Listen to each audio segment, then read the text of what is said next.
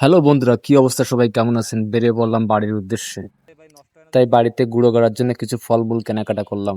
খুলনাতে দাম বেশি, তাই ভাবলাম এখান থেকে নিয়ে যাই। তো মামা কিন্তু বেছে বেছে ভালোগুলোই দিচ্ছিল, খারাপগুলো বাদ দিয়ে দিচ্ছিল। তারপর চলে আসলাম স্টেশনে। ওটিপি লাগবে নাকি? না, কিন্তু অনলাইন নাই।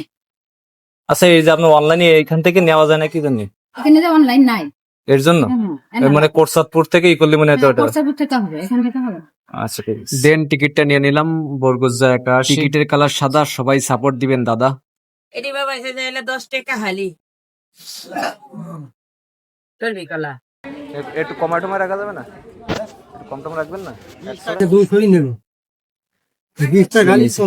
এই ছড়ি দিন।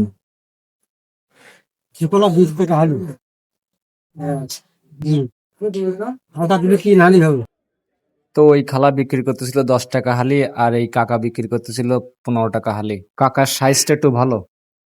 তারপর দেখি স্টেশনের মালিক এখানে জায়গায় ম্যাগায় ঘুমাই আছে। তাই আধা ঘন্টা লেটের পর দেখা গেল ট্রেনের মাথা। তাই তাড়াতাড়ি করে ট্রেনে উঠে দেখি আমার সিটে বসে আছে প্যান্ট শার্ট পরে এক কাকা। একটা সিট দুজনার। তাই ভাবতেছিলাম আমি কাকার কোলে বসবো নাকি কাকা আমার কোলে পরে বসবে। তো কাকা যেহেতু মুরব্বী, তাই কাকার কোলে আর বসলাম না। তাই দাঁড়িয়ে দাঁড়িয়ে যশোর স্টেশন ভিডিও করতেছিলাম। তো এরকম ঘটনা ঘটেছে কিনা আপনাদের সাথে কমেন্ট করে বলবেন। তো টিকিটটা কাটা ছিল সাবদারপুর রেল স্টেশন।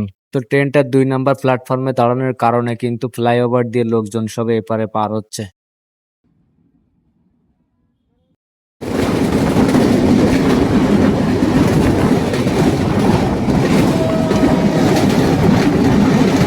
তবে ট্রেন জার্নি আপনাদের কেমন লাগে জানি না, তবে আমার কিন্তু অনেক ভালো লাগে। তারপর চলে আসলাম লাস্ট স্টেশন খুলনা। তারপর ট্রেন থেকে নেমে হাঁটা শুরু করলাম। শুক্রবারের দিন অনেক ভিড় ছিল ট্রেনে। তারপর গল্লামারি থেকে অটোয় উঠলাম। এইটা হচ্ছে আমাদের বটিয়াঘাটা ব্রিজ। বটিয়াঘাটার নদীটা অনেক শুকায় গেছে। তো ওইখান থেকে কিছু দূর এদিকে এসে দেখলাম আমাদের লো বাজেটের কক্সবাজার। তো আমাদের এই বটিয়াঘাটা নদীতে কিন্তু আপনারা কুয়াকাটা এবং কক্সবাজারের ফিল পাবেন। তো আপনারা চাইলে কিন্তু এই কাকাদের কাছ থেকে 5 মিশালি মাছ কিনতে পারবেন। আমাদের বাড়িতে অনুষ্ঠান আছে, তাই রান্না বান্না চলছে, খাওয়া দাওয়ার আয়োজন করা হয়েছে। অনুষ্ঠান হবে, বক্স থাকবে না তা কি হয়? তাই বক্সের মালিককে ডাকতে আসলাম। শুধুমাত্র আপনাকে বিনোদন দেওয়ার জন্য আমি কোথা থেকে আসি দেখুন বন্ধুরা। তারপর একটা ভ্যান নিয়ে চলে গেলাম বাজারে বক্স আনতে। তো এই ভাইয়ের নাম সৌরভ রায়। তার একটা ফেসবুক আইডি আছে, সে কিন্তু ফানি ফানি কন্টেন্ট বানায়। তো রাত হয়ে গেছে, আমাদের রান্না বান্না এখনো শেষ হয়নি, এদিকে অনুষ্ঠানও চলছে। চলুন আপনাদের একটু অনুষ্ঠান দেখাই।